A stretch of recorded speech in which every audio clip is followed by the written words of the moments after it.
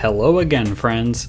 HouseofHallock here with a look at the 6-inch scale Hong Kong Phooey figure from Jazwares' Hanna-Barbera line. To kick things off, let's check out the packaging.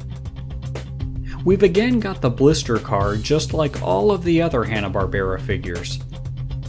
Through the bubble, you can see Hong Kong Phooey, his accessory, and a paper insert with his name and illustration. There's a sticker with the show logo on the upper left exterior. Again, I'll point out that I love at least perceiving the card back as a green frame around a rising sun. Flipping it over, we again see the collage of Hanna-Barbera characters and a list of other classic Hanna-Barbera cartoons with figures available or on the way.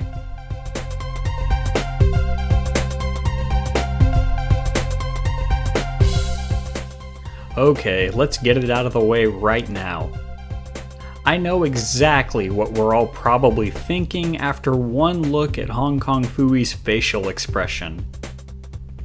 I believe the look being gone for is his calm, cocky smirk seen in lots of Hong Kong Phooey imagery out there, but he looks like he's either had a grand old evening out on the town, or took one too many knocks to the noggin in his last throwdown. It's really hard for me not to get a chuckle out of it every time I look at him. Visually, Hong Kong Phooey's not a bad representation of his show counterpart at all. His coat is lighter orange with brownish ears and nose, and he wears as a part of his sculpt a black eye mask and a darker orange gi with white trimming. Around his waist is a yellow belt. One thing I notice, which can vary on how much it matters to a person, is that only one lighter orange color of peg was used for Hong Kong Phooey's joints.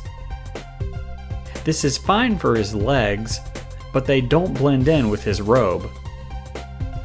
Now that I've mentioned his joints, let's see Hong Kong Phooey's articulation, which comes in at a total of 14 points. However, this sounds a good bit more dynamic than it turns out. I can see on his legs that I'm gonna have to do some more cleaning out of some of the joints. He technically has the ability to kick forward and backward, but unfortunately the plastic of his legs is more pliable than the plastic making up the bottom of his gi, so that doesn't quite pan out. The way Hong Kong Phooey's arms are positioned, his elbows swivel side to side rather than up and down. With his rotatable wrists, this isn't really problematic though.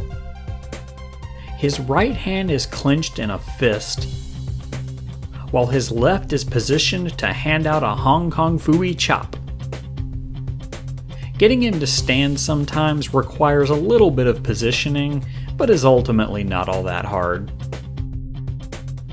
As Blip the Monkey did with Space Ghost, a huge saving grace of Hong Kong Phooey is his accessory, and the real hero of the show, Spot the Cat. Spot is just as cartoon accurate as Hong Kong Phooey, if not more so. He has a yellow coat with gray stripes all the way down to his tail. There are tufts up at his head, as well as a dark pink maw and insides of his ears. You can see where Spot is two pieces, but he's not actually mobile.